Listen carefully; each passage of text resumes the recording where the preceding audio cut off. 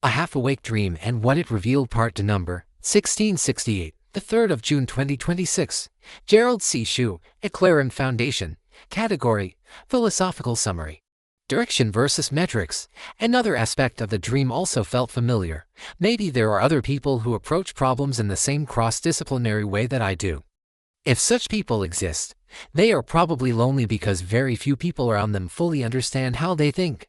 A person who works across mathematics, physics, engineering, medicine, psychology, and lived disease experience does not fit comfortably into existing categories.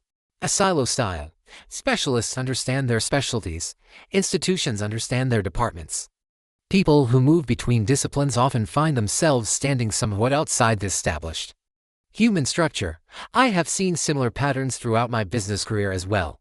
A company can hire brilliant economists, statisticians, consultants, analysts, and planners, yet still move in the wrong direction. An industry can do the same. A government can do the same. A nation can do the same. History provides many examples where intelligence, data, and sophisticated models were abundant, yet wisdom was scarce. This is why I often think about Steve Jobs. He was not primarily known as a scientist, but he possessed an extraordinary instinct regarding human-machine direction. He understood products, people, timing, and purpose. He understood that data can be valuable, but he also understood that data can hide reality when viewed without context. A real CEO cannot simply read reports. A real CEO must decide. More importantly, a real CEO must know when to trust a model and when to question the interpretation behind the model. The same principle applies to medicine. The same principle applies to research. The same principle applies to life itself. As I reflected further, I realized that I am not against statistics. I am against using statistics as a mask. I am not against medicine. I am against low-efficiency approaches that sometimes overlook dynamic mechanisms. I am not against AI. I am against mistaking language fluency for original thought. I am not against mathematics. I am defending mathematics from misuse. Every method has strengths and weaknesses. Statistics has strengths. Physics has strengths. Engineering has strengths. Topology has strengths. AI has strengths. No method is perfect. The challenge is understanding where each method belongs and where its limitations begin. Recently, I changed the meaning of TSI from topological systems index math-based to triggering sensitivity index physics-based.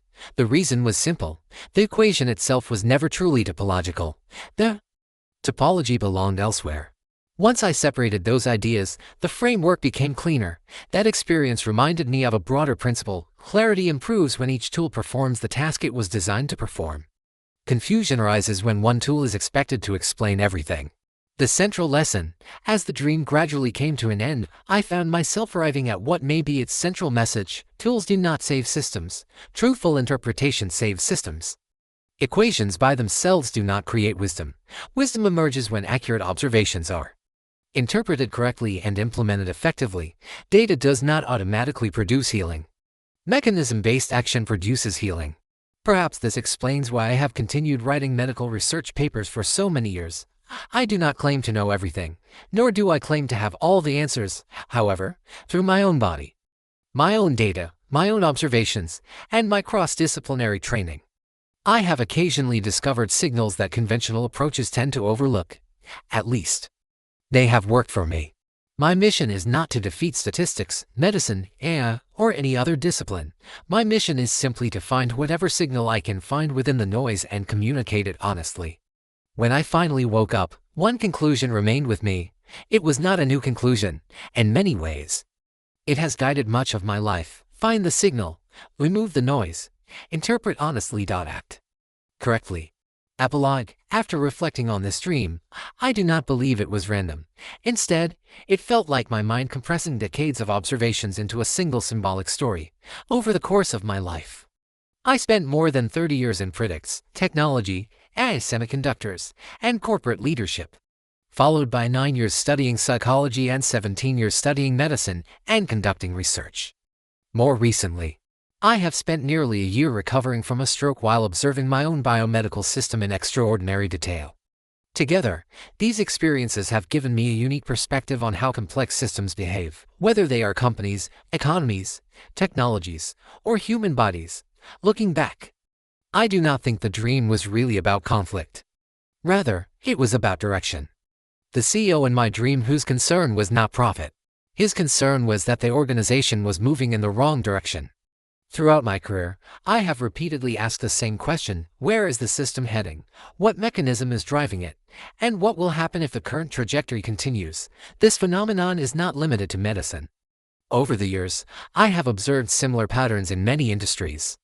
Some airlines became highly successful because they focused relentlessly on serving passengers. Their mission was simple: provide safe, reliable, comfortable, and efficient transportation. As these organizations grew larger, increasing attention was devoted to operational efficiency, cost control, scheduling optimization, loyalty programs, and financial performance. These objectives are important, but they were never the original mission. When efficiency becomes the primary goal rather than a supporting tool, organizations can gradually lose sight of the people they were created to serve. Internal metrics may improve while the customer experience slowly deteriorates. History has shown that some airlines eventually paid a heavy price for this drift, despite sophisticated management systems and relentless efficiency programs. Several airlines experienced repeated financial distress and bankruptcy. Operational excellence alone could not compensate for losing the trust and loyalty of customers. The lesson is not that efficiency isn't important. The lesson is that efficiency should support the mission, not replace the mission. When organizations forget why they exist, long-term decline often follows, even when short-term metrics appear healthy. Perhaps that is why this dream felt so meaningful. It seemed less like a fantasy and more like a summary of a lifelong journey. At its core, the dream asked the same question that has guided much of my work: how do we distinguish true direction from the appearance of progress? And perhaps every organization ultimately faces the same question: are we optimizing the mission? Or are we merely optimizing the machinery that was created to support the mission? This content is provided for educational reference only and does not constitute medical advice. No doctor-patient relationship is created. You may share this summary freely, but it must not be altered, edited, or republished as your own. All intellectual property rights and copyrights for this article and its related materials belong to the author, Gerald C.